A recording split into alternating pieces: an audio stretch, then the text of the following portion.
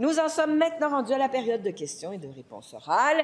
Et je cède maintenant la parole en question principale à la députée de Mont-Royal-Outremont. Madame la Présidente, nos cégeps font face à des défis sans précédent. Alors que la population étudiante augmentera de plus de 20 d'ici 2033 et que nos infrastructures sont déjà déficientes, la CAQ coupe. Compression budgétaire, gel du recrutement, plafonnement des heures rémunérées. L'accessibilité est mise à mal dans toutes les régions du Québec et la qualité des formations est menacée. En plafonnant les budgets d'investissement des cégeps, le gouvernement limite directement l'achat d'équipements essentiels à la formation des étudiants. Faute de financement, des projets urgents et essentiels restent sur la glace. Résultat, décisions absurdes, risque de bris de service, direction découragée et établissements incapables de répondre aux besoins croissants. Le premier ministre ne cesse de marteler que l'éducation, c'est sa priorité. Mais sur le terrain, c'est tout le contraire qu'on observe. Alors que les cégeps réclament 660 millions en investissement, la ministre va-t-elle enfin défendre efficacement de la ministre de l'Enseignement supérieur. Beaucoup, Madame la Présidente, contente de répondre à cette question puis de faire le suivi un petit peu de la situation actuelle. Alors, je sais que le contexte actuel est difficile pour les cégeps et les établissements d'enseignement supérieur. Ceci dit, on les accompagne depuis le début. Les investissements qui ont été faits au cours des dernières années sont des investissements colossaux parce qu'il y a un rattrapage colossal. Donc, on répare et on rattrape ce que les gouvernements précédents n'ont pas fait. C'est facile de parler de gel de recrutement, des heures rémunérées, mais tout ça, puis du PQI, mais tout ça, on est en train de les accompagner avec les investissements qui sont bonifiés. Le budget de cette année est déjà plus élevé que l'année dernière. Donc, même au niveau du PQI, même dans les enveloppes budgétaires, on n'a pas de rupture de service, on n'a pas de rupture de service aux étudiants non plus. J'accompagne les 48 cégeps publics depuis plusieurs mois pour faire face à ces difficultés actuellement. Mais l'argent et les sommes et les enveloppes sont là en ce moment, tant au niveau des enveloppes budgétaires que des enveloppes du PQI pour les infrastructures. Alors voilà, Madame la Présidente, j'aurai l'occasion de compléter ma réponse, mais on accompagne les 48 cégeps. On a même demandé aux 48 cégeps de nous donner leur planification pour les prochaines années pour être capable d'avoir plus de prévisibilité pour les travaux d'infra. Première complémentaire. La Présidente, parlons-en d'accompagnement. Moi, la semaine dernière, j'étais présente sur le terrain au cégep de Sherbrooke. La direction m'a fait part de la tempête parfaite causée par ce gouvernement. On m'a parlé de compression, de contraintes, de projets urgents qui doivent être en suspens, de la difficulté de remplacer des équipements essentiels et de planifier convenablement pour l'avenir. Tout ça est détaillé dans une lettre qu'ils m'ont remise. La ministre, elle a dû en recevoir une copie de cette lettre. Elle répond quoi au directeur du cégep à Sherbrooke? La réponse de la ministre. Merci beaucoup, Madame la Présidente. Alors, je ne rentrerai pas dans les cas spécifiques de chacun des cégeps. Ce que je vous dis, c'est qu'on accompagne les 48 cégeps. Pour ce qui est du PQI, de un, le PQI a extrêmement augmenté. Jamais un gouvernement n'aura autant investi dans les infras. Maintenant, on a 48 cégeps qui ont été bâtis en même temps. Tous les travaux arrivent en même temps. Et comme je l'ai répété en cette Chambre, Madame la Présidente, on ne peut pas tout faire en même temps. Ceci dit, pour cette année, les 48 cégeps nous ont donné leur planification. Donc, chacun des cégeps a les sommes nécessaires pour faire autant le travail de maintien d'actifs que le travail d'infrastructure et les projets qui sont actuellement au PQI. Donc, Madame la Présidente, on continue de les accompagner. La vérificatrice générale nous a demandé de les accompagner davantage et c'est ce qu'on fait actuellement. Deuxième complémentaire.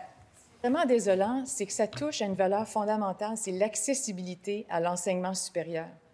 À Sherbrooke, dans la lettre, c'est un réel cri du cœur. Le directeur termine en soulignant que les coupures actuelles l'empêchent d'assurer adéquatement la mission éducative de l'établissement puis de répondre aux besoins de sa région. La lettre est adressée à 6 élus, dont 2 ministres caquistes de la région.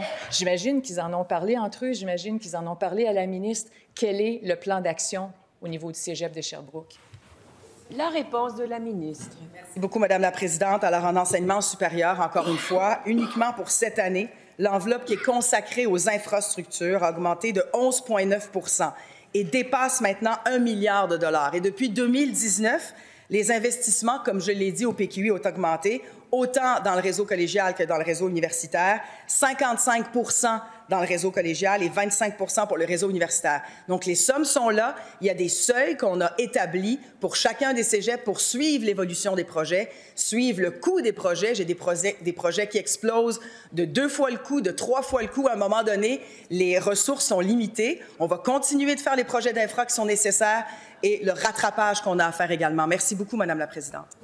En question principale, je reconnais maintenant la députée de Bourassa-Sauvé. Madame la Présidente, je le répète souvent ici, chaque année, des milliers d'étudiants doivent effectuer des stages obligatoires dans le secteur public pour compléter leur formation. Et pourtant, une majorité d'entre eux ne reçoivent aucune rémunération malgré leur contribution essentielle à leur milieu de travail.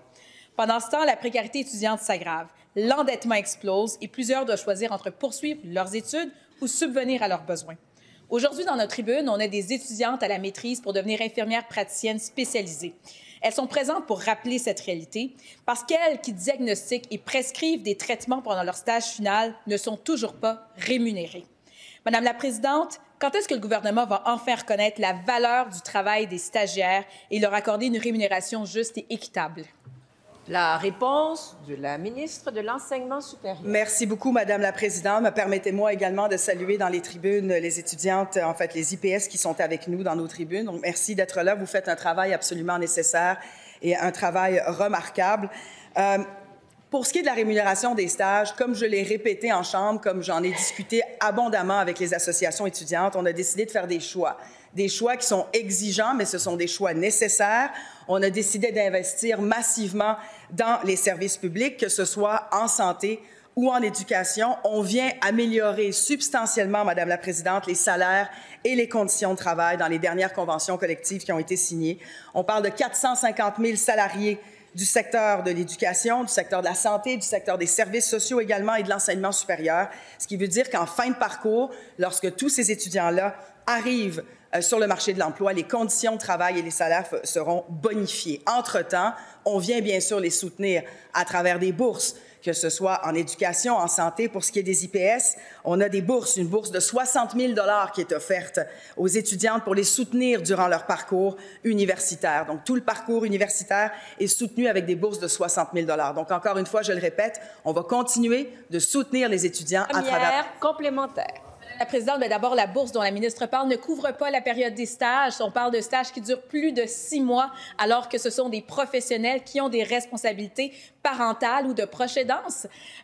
Aussi, Madame la Présidente, les stagiaires à l'emploi de l'État québécois qui accomplissent des tâches essentielles dans nos écoles, dans nos hôpitaux, dans nos garderies, dans nos établissements de services sociaux veulent savoir pourquoi ils, et surtout elles, continuent d'être laissés pour compte. La CAQ coupe partout. Est-ce qu'elle coupe aussi dans les promesses qu'elles font aux jeunes? La réponse de la ministre. Merci beaucoup, Madame la Présidente. Je ne suis pas gênée de parler du bilan en enseignement supérieur, surtout au cours des 6 dernières années. Il n'y a jamais un gouvernement, et je le répète, et je vais le répéter en cette Chambre, ad vitam aeternam, il n'y a jamais un gouvernement qui a autant investi en enseignement supérieur. On parle d'un budget qui a augmenté de 37 % au cours des dernières années, avec des programmes, des listes de programmes et des plans d'action qui n'existaient pas en soutien aux étudiants au cours des dernières années. Des plans de réussite et de persévérance, des plans d'action en santé mentale, des programmes de bourses, des bourses qui viennent non seulement soutenir la période académique, des bourses aussi qui viennent soutenir les moyens de transport qu'ils ont, ces gens-là, quand ils sont dans des régions éloignées. Donc, encore une fois, je salue les gens qui sont dans les tribunes, je comprends les préoccupations, mais on va continuer de soutenir ces gens-là. Ce sont des... Deuxième complémentaire. Madame la Présidente, pendant que la CAQ est en mode coupure, les étudiants s'endettent, jonglent avec des emplois à temps partiel et plusieurs abandonnent leur formation par manque de soutien. Il y a des infirmières IPS qui doivent dépendre de leurs conjoints pendant cette période-là parce qu'elles ne sont pas rémunérées. Pendant ce temps-là, l'État québécois cherche désespérément à tirer de la relève dans plusieurs secteurs en pénurie. Cherchez l'erreur.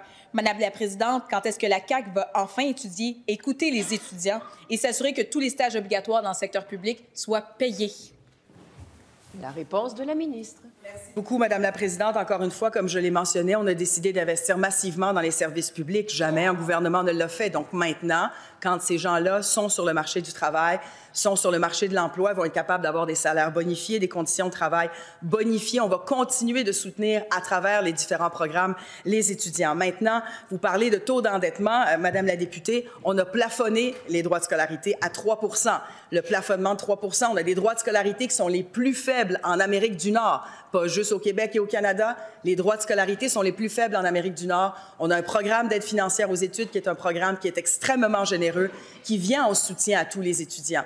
Donc, quand il y a un gouvernement qui parle d'avoir l'éducation et l'enseignement supérieur comme priorité, je ne suis pas gênée de dire que c'est le nôtre. Je vous rappelle, Madame la ministre, que vous adressez à la présidence. En question principale, je reconnais maintenant la députée de Robert-Bourassa. Merci beaucoup, Madame la Présidente. Ce n'est pas de gaieté de cœur que je me lève ce matin. Malheureusement, notre culture subit directement les conséquences de la mauvaise gestion caquiste. Un seul constat s'impose. Votre gouvernement est en mode coupure en culture. À Québec, le Théâtre Labordé annule des productions pour sa prochaine saison. Ex Machina annule des spectacles et suspend les contrats d'artistes en résidence. À Sept-Îles, la salle Jean-Marc Doyon coupe 20 spectacles. Au Festival de Tadoussac, c'est 30 spectacles de moins et le Festival de la chanson de Granby va couper sa programmation de 20 %. Moins de culture en région, c'est ça le bilan caquiste. Jusqu'à maintenant, le ministre refuse d'entendre le Front commun pour les arts qui représente plus de 50 000 artistes. Il attend que le ministre des Finances agisse à sa place. Madame la Présidente, quand le ministre de la Culture va-t-il prendre ses responsabilités? Et je vous rappelle que vous adressez toujours à la présidente. Monsieur le ministre de la Culture et des Communications. Merci, Madame la Présidente. Je vais vous donner, moi aussi, quelques chiffres parce que je pense que c'est important de remettre les choses en perspective. On a beaucoup parlé des musées cette semaine. Savez-vous quoi, Madame la Présidente? En 2022, quand je suis arrivé, on a bonifié l'enveloppe de financement pour les musées. Notre programme pour financer les musées partout au Québec, on l'a augmenté de 31,5 %. Le CALQ, le Conseil des arts et des lettres du Québec, Madame la Présidente, depuis 2018, de combien avons-nous augmenté le budget? De 35, presque 36 %. Je pourrais vous parler de la production télé, de la production cinéma. Dans le dernier budget, on a fait un geste important qui représente à peu près, selon nos estimations, avec la bonification du crédit d'impôt, quelque chose comme 32 millions de dollars de plus par année dans l'écosystème. Des investissements, Madame la Présidente, on en fait. Donc, soyons prudents quand on dit, par exemple, qu'on méprise la culture, qu'on n'en fait pas assez et puis qu'on est assis sur nos mains. On prouve avec ces chiffres-là que non seulement on y croit, mais qu'on investit, donc que les bottines suivent les babines. Maintenant, est-ce que ça veut dire que tout va bien? Est-ce que ça veut dire qu'il n'y a aucun défi? Bien sûr que non, Madame la Présidente. On voit les défis du milieu culturel, notamment depuis la sortie de la pandémie. C'est la raison pour laquelle je suis actuellement en train de travailler avec eux pour voir comment on peut les aider. Financièrement, c'est une chose, mais de la façon dont on dépense les sommes aussi. Première complémentaire. Laisse Julie-Anne Richard de Rideau répondre au ministre. Ce 35 % est constitué de mesures temporaires dont certaines prendront fin le 31 mars. Ce qui est vrai, par contre, c'est que le Conseil des arts et des lettres disposait de 93 millions en 2018, puis c'est le même budget 7 ans plus tard. Les organismes culturels vivent la réalité que le ministre refuse de reconnaître. Quand va-t-il agir? La réponse du ministre. Madame la Présidente, je ne sais pas d'où sortent ces chiffres-là, mais ce que je peux vous dire, c'est que les chiffres que nous avons, les chiffres que nous étudions lors de l'étude des crédits, ce ne sont pas ceux-là. Donc, ma collègue peut choisir les chiffres qu'elle souhaite. On peut avoir ce débat-là ce matin. Je ne pense pas que ça va être à son avantage, mais je vous donne des chiffres officiels, là. Le budget, les crédits que nous avons votés pour le Conseil des... Le budget que nous avons voté, je ne sais pas si elle m'écoute, pour le Conseil des arts et des lettres du Québec, nous l'avons fait collectivement. 2019-2020, 118 millions de dollars. Et maintenant, dans le dernier exercice budgétaire, celui qui va se terminer au 31 mars, on est à 161 millions de dollars.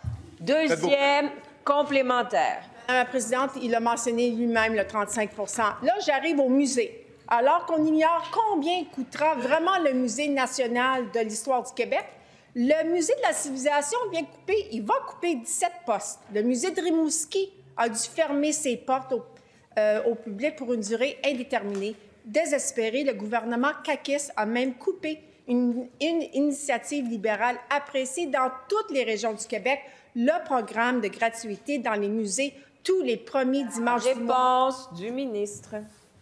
Je n'ai pas entendu de question, Madame la Présidente, mais je vais continuer sur ce que je vous disais tantôt. On a augmenté le budget de 35 %. Faites le calcul. Nous étions à 118 millions au budget 2019-2020. Nous sommes maintenant à 161 millions dans l'exercice budgétaire actuel. Combien ça fait, Madame la Présidente? Je vous laisse le temps. Il reste une minute, là. 35, presque 36 % d'augmentation. Donc, le 93 millions dont elle parle, je ne sais pas, elle le sort d'où, mais ce n'est pas les chiffres sur lesquels nous avons voté en études de crédit. Maintenant, pour les musées, Madame la Présidente, on a bonifié le budget. La dernière entente qui va se terminer cette année, elle a été bonifiée de 31,5 %. Est-ce que ça veut dire qu'on ne fait rien? Les chiffres sont têtus, on est là, on est au rendez-vous et on va continuer de travailler pour en faire plus. En question principale, je reconnais maintenant le député de Saint-Henri-Sainte-Anne. Merci, Madame la Présidente. Le Québec, au complet, l'a compris, la CAQ est en mode coupure et les grands titres de journaux sont clairs. Les plus vulnérables sont en train d'écoper. Quand une mère songe à placer son enfant en CHSLD parce que Santé Québec lui coupe des services, on nage en pleine austérité. Quand des personnes handicapées sont forcées de déménager parce que le gouvernement refuse de financer l'adaptation de leur logement, on nage en pleine austérité. Quand même le temps pour aller aux toilettes est chronométré puis ensuite coupé, on nage en pleine austérité.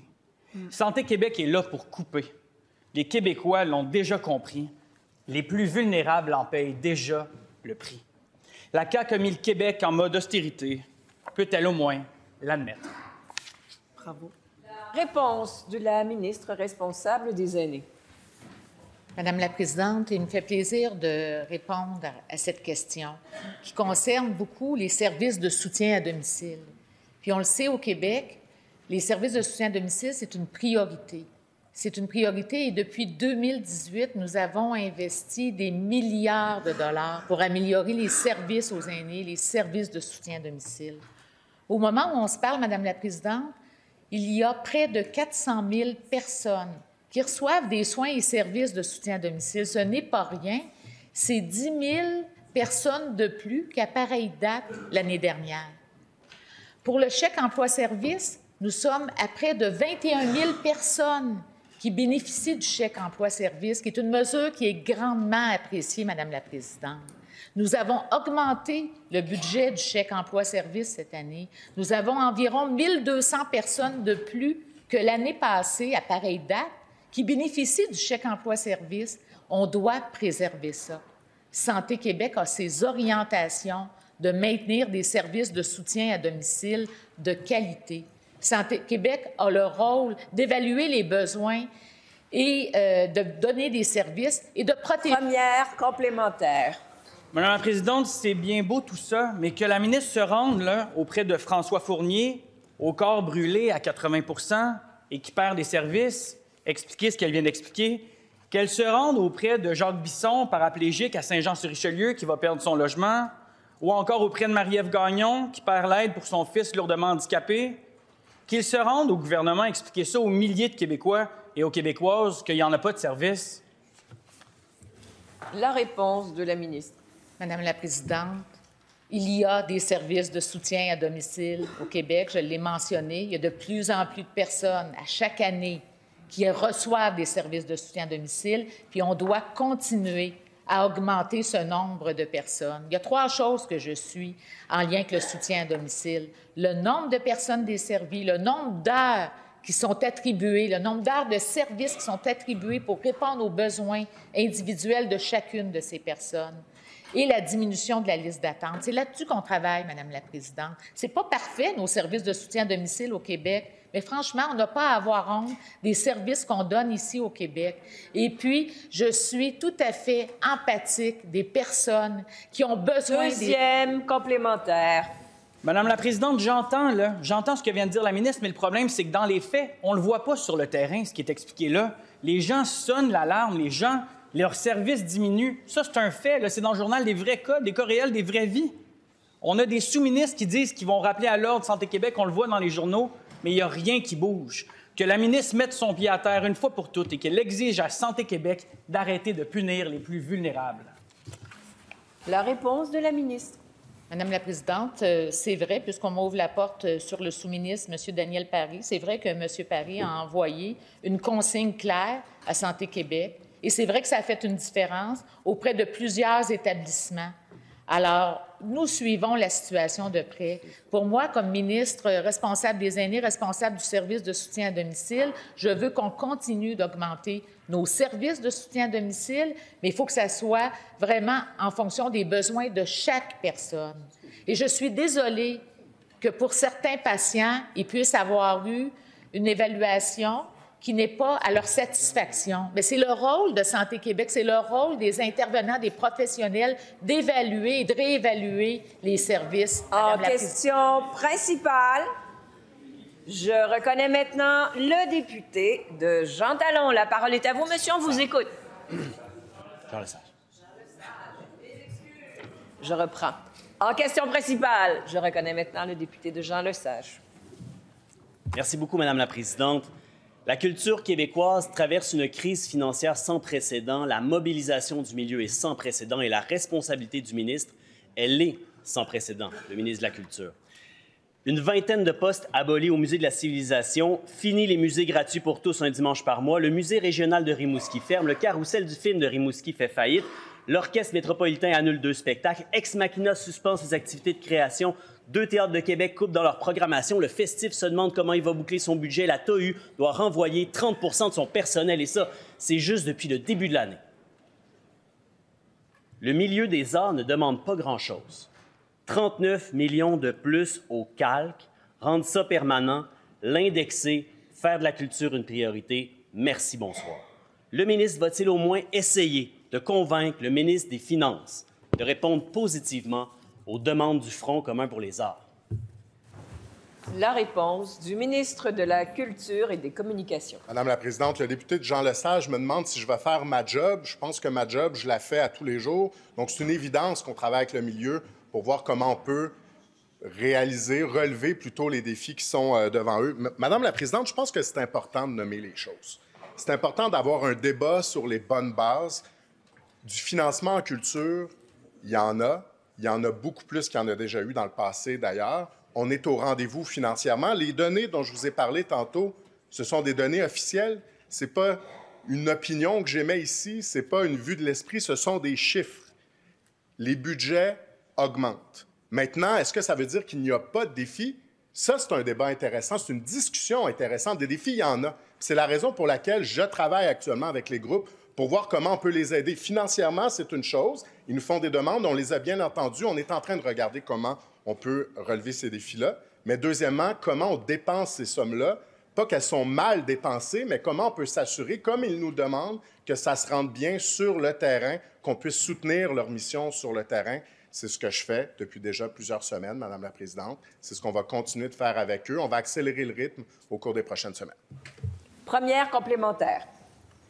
On peut se poser des questions sur le financement et sur les programmes, mais il faut réagir à l'urgence. Les deux se font en même temps. Le milieu des arts, c'est 170 000 personnes qui contribuent à la vitalité du Québec partout sur le territoire. La culture, c'est 11 milliards de retombées économiques pour le Québec. Pour 11 milliards de retombées économiques, c'est quoi 39 millions dans le budget du Québec? Je vais vous le dire, c'est un méchant bon deal, pas mal meilleur que les deals à Pierre Fitzgibbon. Le ministre de la Culture est-il conscient de ça et va-t-il saisir cette opportunité? La réponse du ministre. Bien, Madame la présidente, quand il y a une urgence, on réagit. Je vous parlais tantôt du budget qui est passé du CALQ, du Conseil des arts et des lettres du Québec, qui est passé de 118 millions lorsque nous sommes arrivés à aujourd'hui 161 millions, c'est une augmentation de 35 %. Ça, ce sont les crédits que nous avons votés ici. En cours d'année, j'ai ajouté un 10 millions de dollars parce que le milieu nous a dit on a de la difficulté. Donc, le budget sera encore plus élevé cette année. Puis pour le reste, on a bien entendu leurs demandes et ce n'est pas nouveau. Je n'ai pas appris ça dans les journaux. C'est des demandes qui m'ont été présentées. J'ai eu la chance de rencontrer les groupes, de discuter avec eux de la façon dont on pourrait les aider financièrement en lien avec ces demandes-là. Donc, on est au travail, Madame la présidente, mais le milieu nous demande aussi de regarder comment on dépense ces sommes. Deuxième complémentaire. Le prochain budget, Madame la Présidente, ça va être un test pour le ministre de la Culture. C'est là qu'on va voir s'il fait son travail puis s'il défend le milieu des arts au Québec. La CAQ défend l'intégration en coupant dans l'intégration. Elle défend le français en coupant dans la francisation. Puis maintenant, la CAQ défend la culture en se croisant les bras face aux fermetures et aux annulations. Le ministre de la Culture va-t-il répondre au Front commun pour les arts? Jusqu'où le nationaliste caquiste va-t-il laisser tomber notre culture? La réponse du ministre. 31,5 d'augmentation pour nos musées depuis 2022 dans l'entente que j'ai signée avec eux. 35 d'augmentation du budget du Calque depuis 2018. Bonification historique, c'était demandé depuis des années, du crédit d'impôt pour la production télévisuelle cinématographique québécoise pour notre industrie qui a des défis face aux plateformes. Madame la Présidente, Québec solidaire nous dit que ce sont des compressions. Québec solidaire nous dit que ce sont des compressions. J'aurais bien envie, Madame la Présidente, de voir de quoi aurait l'air un budget solidaire. Je vous dis ça, mais en même temps, je pense que ça fait peur. On reconnaît bien Québec solidaire. Nous, on va continuer de faire notre travail. On va bien le faire avec le milieu. On est en marche, puis on va continuer les efforts. En question principale, je reconnais maintenant le député de l'Acadie. Madame la Présidente, le gouvernement de la CAQ est en mode de coupure en matière de réussite scolaire pour les jeunes des Premières Nations. On apprenait lundi que le gouvernement de la CAQ mettait sur pause les mesures favorisant la réussite scolaire des étudiants autochtones, et ce, malgré la constatation de la vérificatrice générale dans son rapport annuel 2023-2024 qui soulignait qu'il y avait un écart de réussite et peu de soutien pour les élèves autochtones. Elle critiquait aussi le manque de vision, le manque de plan d'action pour remédier à la situation.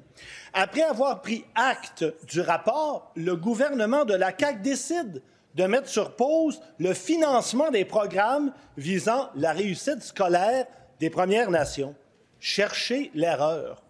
Comment le ministre responsable des relations avec les Premières Nations peut-il accepter une telle situation? La réponse du ministre de l'Éducation. Madame la Présidente, commençons par le commencement. Depuis 6 ans, donc, augmentation des budgets à l'éducation de 50 %. Évidemment, à l'intérieur de cette augmentation, il y a les programmes pour les nations autochtones qui vivent, le député a bien raison de le dire, de grands défis en matière de réussite scolaire. Ça, on ne le nie pas. Et c'est pourquoi, Madame la Présidente, quand je regarde, par exemple, le programme de soutien aux partenaires en éducation dans le volet autochtone, Madame la Présidente, en 2014-2015, qui était là, Madame la Présidente, 2014-2015? Nos amis d'en face, pardonnez-moi, ceux qui nous posent la question. Alors, ils mettaient combien, eux autres, dans le soutien aux partenaires volet autochtone en 2014-2015? 2,5 millions. 2017-2018, on arrive 6,3 millions. 2023-2024, on est à 13,7 millions. Donc, depuis notre arrivée, on a plus que doublé le soutien aux projets autochtones, plus 7,4 millions, une augmentation de 117 %. Alors, pouvez-vous nous expliquer, vous autres, là, pourquoi vous mettiez aussi peu dans les projets autochtones? Hein? Vous rappelle, monsieur, je suis debout. Article 32, article 37, je suis debout. Gardez le silence. Monsieur le ministre, monsieur le ministre de l'Éducation, je vous rappelle que vous adressez à la présidence. Ne l'oubliez pas. Première complémentaire. Madame la Présidente, c'est au ministre à expliquer à la population pourquoi ils n'ont pas de service. Ces coupures ont un impact direct sur des projets pour l'accueil des élèves, la formation du personnel enseignant. Cette enveloppe budgétaire servait aussi à embaucher du personnel pour aider les élèves dans leur réussite. Ça a un impact direct en Abitibi, sur la Côte-Nord. Les communautés sur le terrain sont très inquiètes. Ouchat, Mat, Maniotenam, inquiétude. Est-ce que le ministre se magasine un autre rapport dévastateur de la VG? La réponse du ministre de l'Éducation. Parlons maintenant, Madame la Présidente, du programme Sensibilité aux réalités autochtones, mesure budgétaire 15061. Pour toute l'année scolaire 23-24, nous avons versé 18,9 millions, sensibilité aux réalités autochtones. Pour la présente année scolaire 24-25, on a versé jusqu'au 13 décembre 19,8 millions.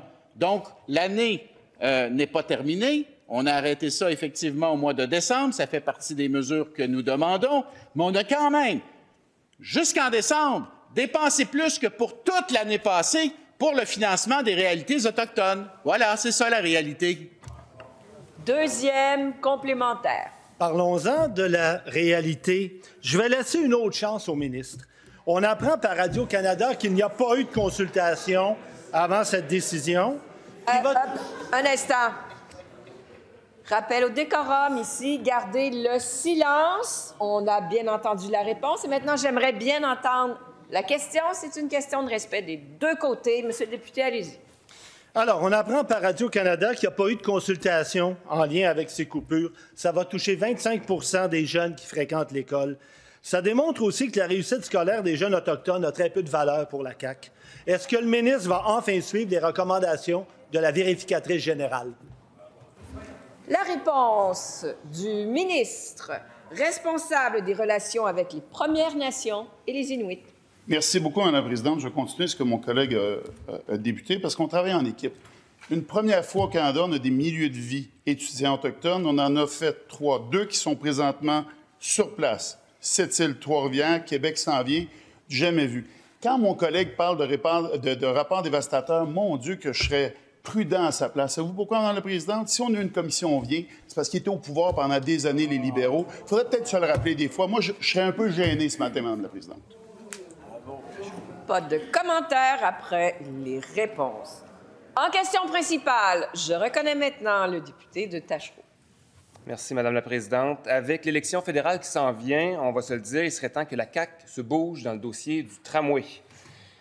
Faire puis défaire des tracés, ouvrir puis fermer des bureaux de projet, recommencer une énième fois l'étude du projet avec la CDPQ Infra. Si la CAQ n'avait pas mis des bâtons dans les roues du projet, on serait déjà en phase test en ce moment. Puis l'année prochaine, en 2026, le tramway roulerait déjà dans les rues de Québec. Pendant ce temps-là, l'argent des Québécois et des Québécoises sert à financer des projets ailleurs, à Toronto, à Edmonton, à Calgary. La ministre des Transports a donné les clés du tramway à Pierre Poilievre, puis les Québécois sont à risque d'être victimes du vol du siècle, Madame la Présidente. Qu'est-ce qu'elle attend pour rapatrier l'argent du fédéral qui est le nôtre pour le tramway de Québec ici? La réponse de la ministre des Transports et de la Mobilité durable. Oui, merci beaucoup, Madame la Présidente. Bien, j'attendais ma question sur le tramway depuis mardi, en fait, et je ne l'avais pas. Donc, je suis heureuse de l'avoir aujourd'hui, Madame la Présidente, parce que je pense que c'est important pour tout le monde ici, comme élu du Québec, de porter d'une même voix les revendications appropriées auprès du gouvernement fédéral. Le tramway de Québec, tout comme le prolongement de la ligne bleue du métro de Montréal, ont fait l'objet d'une promesse écrite du premier ministre Justin Trudeau quand il a rencontré notre premier ministre François Legault le 20 décembre 2022. La promesse était la suivante. Ils vont payer 40 du tramway de Québec et 40 du prolongement de la ligne bleue du métro de Montréal, en contrepartie du fait que nous allons payer 40 de la construction de la voie de contournement à Lac-Mégantic. Les 40 pour payer notre partie de la voie de contournement de Lac-Mégantic ont été budgétés, proprement budgétés dans nos budgets québécois, et jamais nous n'avons obtenu la contrepartie d'un engagement par écrit de payer 40 du tramway de Québec. Quand je vois que les partis d'opposition s'en prennent à moi, s'en prennent à la CAQ, c'est au gouvernement fédéral de respecter son engagement de payer 40 Vous êtes des élus du Québec, vous devriez revendiquer avec nous notre juste part. Et vous connaissez la règle, pas de bravo. Et Madame la vice-première ministre, vous connaissez la règle, vous adressez à la présidente. Première complémentaire. Madame la Présidente, la ministre me demande de joindre ma voix à la sienne. Est-ce qu'elle me demande, en fait, d'écrire une lettre au ministre fédéral, puis après ça, de longer les murs de l'Assemblée nationale, puis éviter les journalistes? Je ne pense pas que ce serait une démarche qui serait très, très porteuse. Moi, je suis prêt à aller à Ottawa, en train en plus, pour aller convaincre tous les partis à Ottawa d'investir, de mettre l'argent qui est le nôtre, l'argent des Québécoises et des Québécois, notre argent dans le projet de transport collectif du tramway de Québec. Est-ce que la ministre va enfin se mettre en action? La réponse de la ministre. Madame la Présidente, longer les murs. Monsieur Duclos m'a envoyé une lettre me demandant une rencontre le 23 janvier. Le 24 janvier, je lui ai répondu cette lettre-là qui a été rendue publique pour tout le monde. S'il n'y a pas une copie, je peux lui en envoyer une. Et le 23 janvier, j'étais à l'Association des constructeurs de routes et des grands travaux du Québec où j'ai parlé à tous les journalistes présents pour donner mon opinion, qui était exactement la même que j'ai donnée dans ma première réponse, à savoir que tout le Québec devrait être uni pour réclamer sa juste part du financement et demander au fédéral de respecter leurs propres promesses. Est-ce qu'un député comprend que M. Trudeau a pris un engagement et que M. Duclos refuse de se commettre par écrit à respecter l'engagement de son propre gouvernement? Il est là le problème, Madame la Présidente. Deuxième complémentaire. Moi, j'ai jamais parlé de la ministre, mais si le chapeau lui fait, qu'elle le mette, hein? La ministre des Transports, elle est aussi vice-première ministre du Québec. C'est pas une députée d'arrière-ban, là. Elle a du poids, évidemment. Comment ça se fait qu'elle n'est pas capable de livrer le plus important du Québec pour la région de Québec, le plus gros projet d'infrastructure qui sera un levier économique important? Pourquoi elle n'est pas capable de mettre son poids pour être capable d'aller chercher cet argent-là qui est le nôtre? Est-ce qu'il faut demander au premier ministre qu'il s'y mette lui aussi? Peut-être qu'on est rendu là.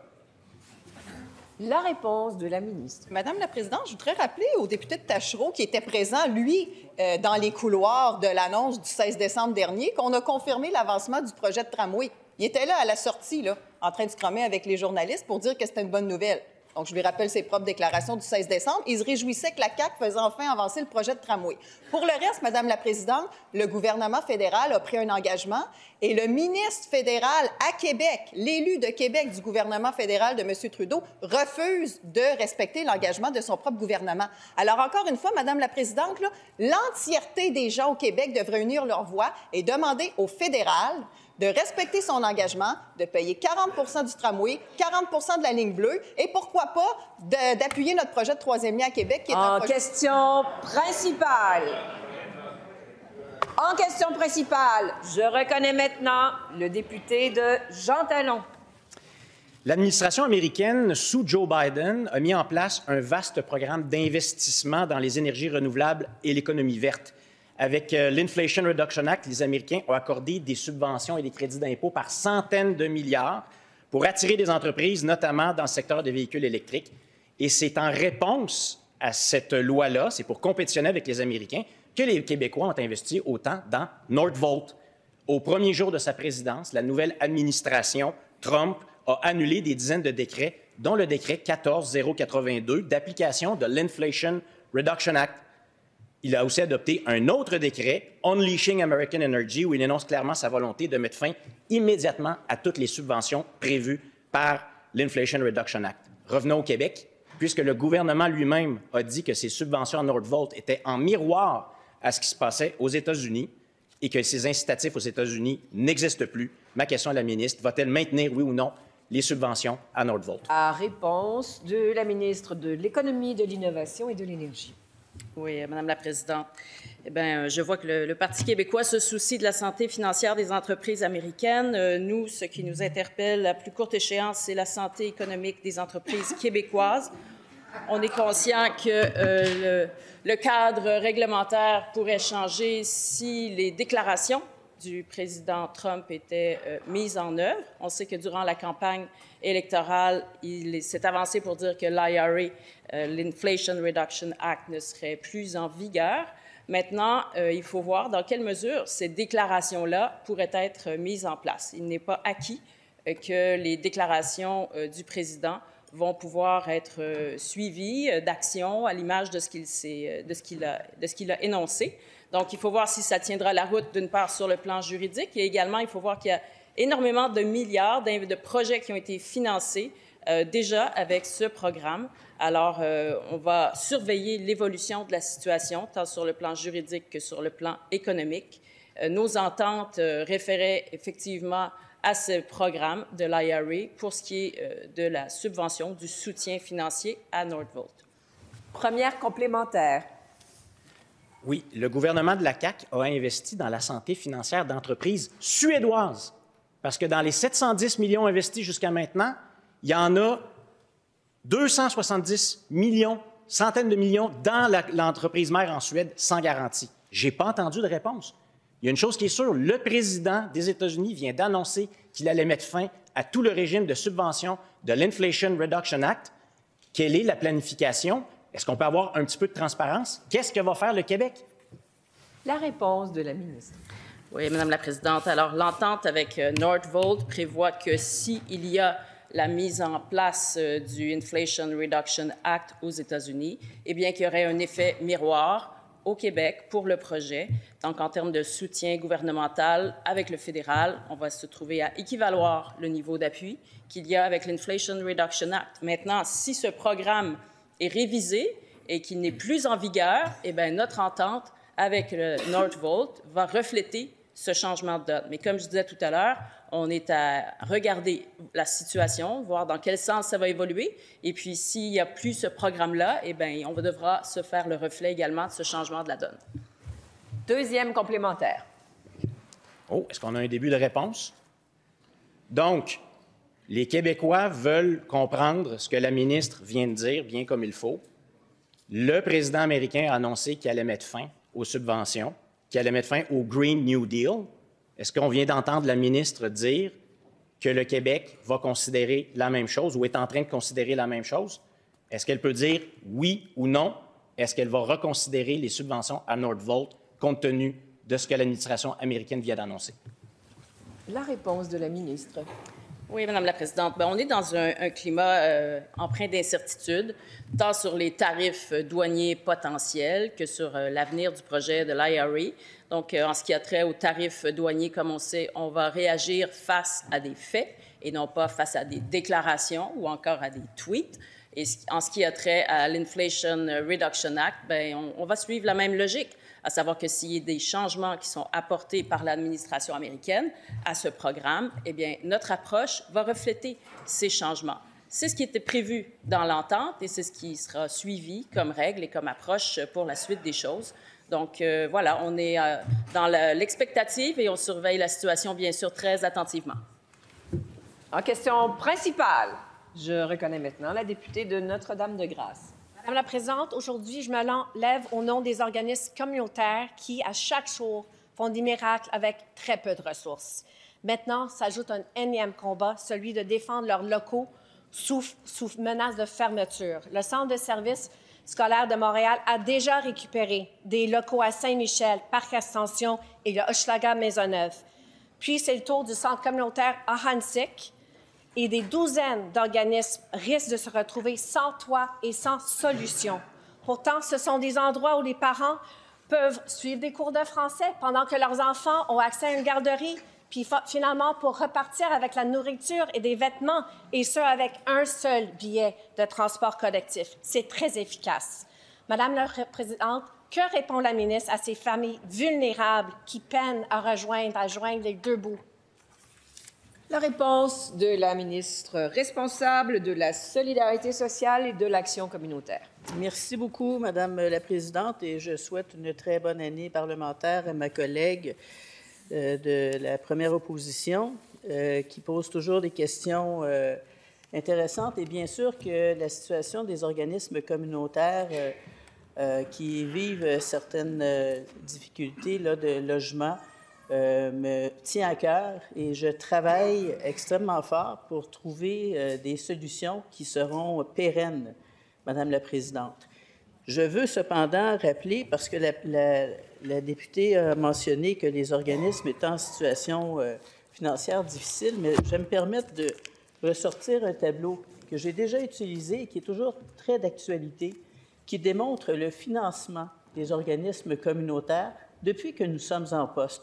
On voit à partir des années 2000, les anciens gouvernements libéral notamment, gouvernement du Parti québécois aussi, qui ont très peu financé les organismes communautaires à travers le temps. Et nous, à partir de 2018, bien, ça monte en flèche, Madame la Présidente. On a mis en place le programme d'action communautaire, programme gouvernemental. Première complémentaire. La ministre fait référence à son plan d'action gouvernemental et je cite parce que la CAQ a promis de mettre sur pied un programme d'accompagnement, d'accès à des locaux et d'amélioration locative pour des organismes communautaires. Malgré les investissements, le plan ne fonctionne pas. C'est un échec parce que des organismes se retrouvent dans la rue. Que fait la ministre pour arrêter l'hémorragie dans le secteur communautaire? La réponse de la ministre. Oui. Merci, Madame la Présidente. dû au manque de financement du Parti libéral pour les organismes communautaires et parce qu'ils ne se sont jamais préoccupés de leur donner des locaux, de s'assurer qu'ils aient des locaux en bonne et due forme, bien, on se retrouve dans une situation plus difficile. Alors, dans le plan d'action gouvernementale en action communautaire, il y a la mesure 2.2.1 qui vise à ce qu'on ait un programme d'accompagnement d'accès à des locaux et d'amélioration locative pour les organismes. J'y travaille avec le milieu communautaire, avec les spécialistes en économie sociale pour m'assurer, Madame la Présidente, que les organismes soient bien logés. Et en question principale, je reconnais le député de Néligan. Merci, Madame la Présidente. Finalement, le rapport est déposé. 9 mois de retard. Je vais vous lire quelques statistiques. 25% de cibles non atteintes. 4 883 plaintes en 2022, 10 705 plaintes en 2023. Et Madame la Présidente, on n'est pas les seuls à s'inquiéter par rapport à ce qui se passe à la SAC. Une statistique extrêmement troublante. Pourcentage des employés qui considèrent la SAC comme employés de choix. On est passé de 83 à 67% en 3 ans. Alors, Madame la Présidente, aujourd'hui, ma question est très simple à Madame la Ministre. Est-ce qu'il a perdu le contrôle ou est-ce qu'il a encore confiance à la haute direction de la SAC et comment, aujourd'hui, il peut rassurer la population par rapport à ce qui se passe à la SAC? La réponse de la ministre des Transports et de la Mobilité durable. Oui, merci, Madame la Présidente. Là, j'ai juste 1 minute 15 pour répondre, mais je crois qu'on aura l'occasion de rediscuter de cette situation-là à la SAC après les travaux, avec un peu plus de temps. Mais d'abord, effectivement, j'ai déposé le rapport annuel de gestion 2023 de la Société de l'assurance automobile du Québec. Comme je l'avais dit avant Noël, je ne pouvais pas déposer un rapport que je n'avais pas reçu. Et je tiens à être extrêmement claire, Madame la Présidente. Je suis, moi aussi, insatisfaite de ce qui se passe à la Société de l'assurance automobile du Québec. Les données qu'a évoquées le collègue sont dans le rapport 2023 et je tiens à dire qu'en 2024, plusieurs indicateurs se sont déjà améliorés. On le verra dans le prochain rapport qui porte sur l'année 2024. Il y a eu un changement important qu'on a fait. On a nommé une nouvelle présidente du conseil d'administration le 15 janvier dernier à la Société de l'assurance automobile du Québec. Ça fait partie, je crois, des actions qui vont nous aider à continuer d'améliorer la situation avec l'actuel PDG. Je tiens aussi à dire que dans mes communications et dans mes rencontres, j'ai passé 1 heure avec la nouvelle PCA mardi, soit dit en passant, pour lui faire part de mon insatisfaction. On était d'accord sur plusieurs points, notamment la nécessité d'améliorer le service aux 6 millions de Québécois, d'être plus proactif et de répondre aux besoins des Québécois. Cela met fin à la période de questions et de réponses orales.